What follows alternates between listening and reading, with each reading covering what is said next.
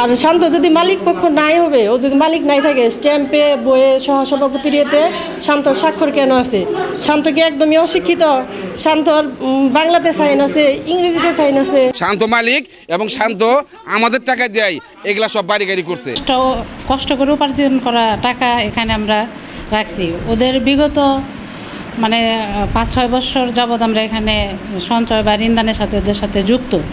ওদের লেনদেন খুব ভালো ছিল, কিন্তু বিগত ৩ মাস ধরে ওরা যে একটা শুরু করছে, আসলে এটা আমরা বুঝতেছি না আসলে এটা কি করা উচিত। আমরা জানি যে মালিক ৩ জন। হ্যাঁ, মালিক জানি যে ওদের আমরা বাবু জানি, কিন্তু ফুল নাম জানি না আর কি। 2 বাবু আর শান্ত, আমরা জানি যে 3 জন মালিক। হ্যাঁ, এটা আমরা আগে থেকে জানি। হ্যাঁ, এটা আমরা জানি যে শান্ত এনজিওর মালিক। ও আমাদের টাকা নিয়ে পালাইছে কিনা এটাও তো মালিক পক্ষ জানার কথা, এটা তো আসলে গ্রাহকের জানার কথা না। কে বাড়িতে একটা ছাপড়া ছিল, কয়টেনের জানি একটা ছাপড়া ছিল, ওর 2 লানা ছাপড়া ছিল, যাই হোক অত কিছু মনে নাই। ওর বাবা মনে হয় জমির দালালি করে। আর সেটা আমাদেরও প্রশ্ন না, সেটা আমাদেরও প্রশ্ন যে ওদের কথা অনুযায়ী যে ও একজন কর্মী ছিল, তাহলে ওর এত উন্নতি কিভাবে? অর্থ সম্পদের মালিক কিভাবে?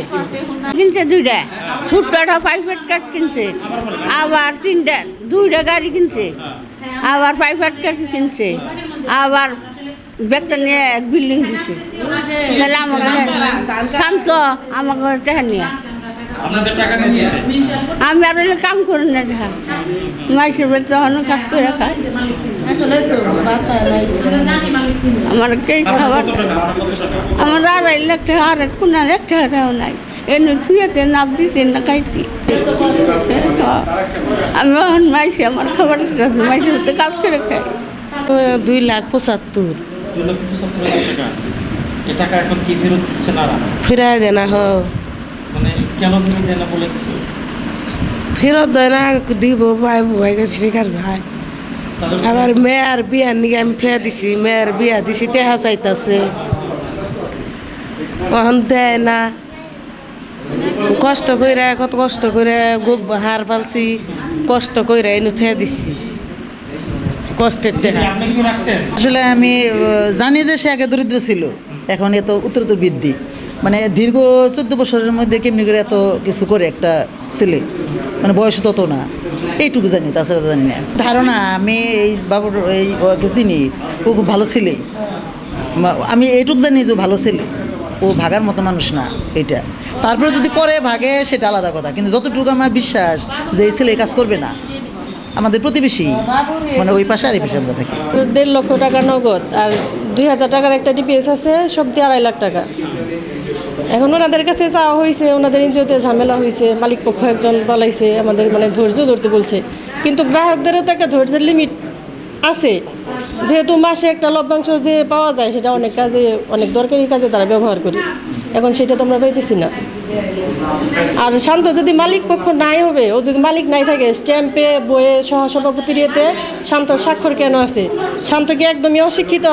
শান্তর বাংলাতে সাইন আছে, ইংরেজিতে সাইন আছে, তাহলে ও কি বইটা না পড়ি সাইন দিছে যেটা মালিক না? আমি যেদিনকে টাকা রাখি ওই দিনকে অফিসে শান্ত 2 বাবু উচিত ছিল, ওদের স্টামে সিগনেচার করা আছে। আমাকে একটা ওরা দলিল দিছে, ওই দলিলের মধ্যে শান্ত 2 বাবুর সিগনেচার করা আছে, এবং ওরা মাসের মাস আমার টাকাটা বাসায় দেয়, লাভের টাকাটা। হঠাৎ করে কিছুদিন যাবৎ শান্ত দাও, আমার 7 লাখ টাকা ছিল। আমার বোর শারীরিক সমস্যার কারণে ওখান থেকে আমি 1 লাখ টাকা নিছি।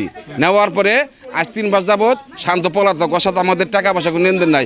অবশ্য আমি যেদিনকে টাকা দিচ্ছি শান্ত অফিসে ছিল, এবং শান্তর আমি সিগনেচার করা আছে আমার দলিলের মধ্যে। আচ্ছা, আপনি যে টাকাটা দিয়েছেন, জি, আপনি তো শান্তর উপস্থিতিতেই টাকা, হ্যাঁ, শান্তর উপস্থিতিতে আমরা টাকা দিছি। তো এখান থেকে শান্তর ওয়াইফের কথা হচ্ছে যে সে নাকি মালিক কিনা? না, সে মিথ্যা কথা বলছে, মিথ্যা কথা বলছে। শান্ত মালিক এবং শান্ত আমাদের টাকা দেয়, এগুলা সব বাড়ি গাড়ি করছে আমাদের টাকা আত্মসাৎ করার জন্য, মারিয়া দেওয়ার জন্য এভাবে।